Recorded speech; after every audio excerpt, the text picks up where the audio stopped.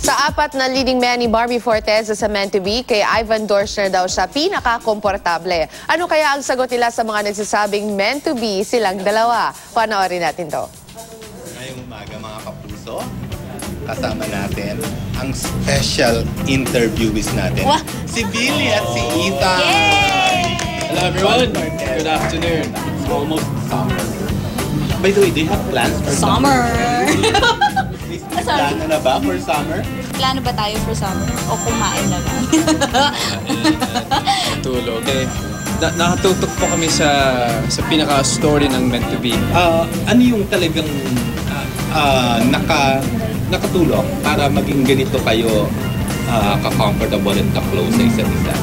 Ano siya, kung hindi well-rounded, May problema ka ba sa well-rounded? well-rounded eh. Well-rounded kayo. Well-rounded sa pagkatao Kahit anong oras, kahit saan kami nakapwesto, kahit anong ginagawa namin, talagang balanse siya sa work, sa friends. Sobrang close na namin ni Ivan. Na kahit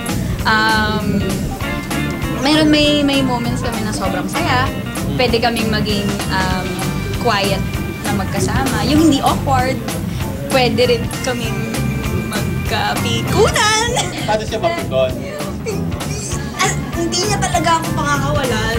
Promise ko. Yan! Hindi ka nakangiti. Sabi ng mga tao na nakakilala sa inyo, if ever meron kang magiging possible na boyfriend among the four, it's Ivan daw. Hindi naman kasi mahirap ma-attach sa isang katulad ni Ivan. Well, everything is possible. Everyone is possible. Hindi naman, wala namang kailangan piliin. Kasi lahat naman sila okay.